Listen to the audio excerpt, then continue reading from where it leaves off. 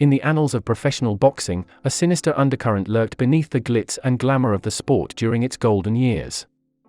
Behind the scenes, the Mafia found a fertile breeding ground for their influence and control.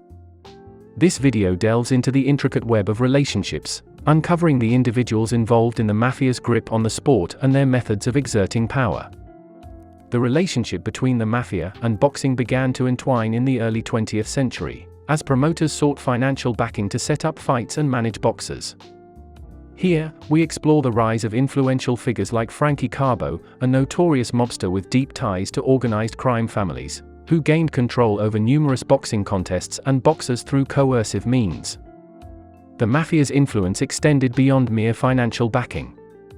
Power brokers like Blinky Palermo and Frank Costello acted as puppeteers, pulling strings to ensure specific fighters received advantageous matchups or undeserved title shots, often based on their affiliations with certain criminal organizations.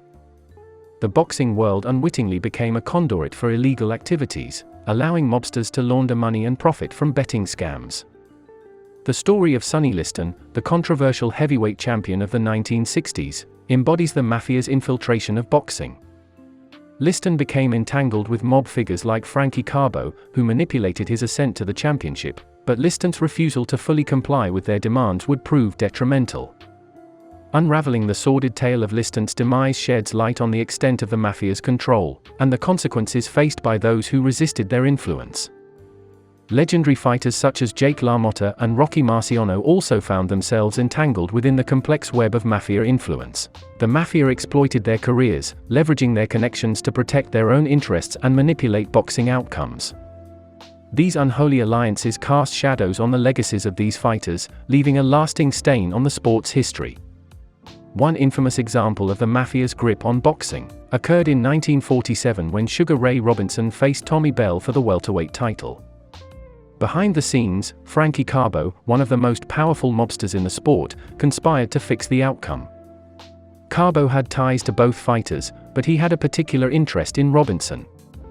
Through financial incentives and threats, Carbo coerced Bell into taking a dive in the fourth round, enabling Robinson to secure the championship. The manipulation of this high-profile fight highlighted the lengths to which the Mafia would go to control the outcomes and profits of important matches. In the 1970s and 1980s, the world of heavyweight boxing became a playground for notorious promoter Don King, whose connections to organized crime were well documented. King's relationship with Mafia figures allowed him to maintain a stranglehold on the heavyweight division, giving him control over lucrative fights and determining contenders. Through tactics such as coercion, bribery, and rigged negotiations, King ensured that fighters he managed, including the likes of Muhammad Ali and Mike Tyson, reigned supreme. His influence revealed an unsavory side of the sport, with the Mafia using their connections to manipulate the boxing landscape for their financial gain. As the 20th century progressed, a gradual shift occurred within the boxing landscape.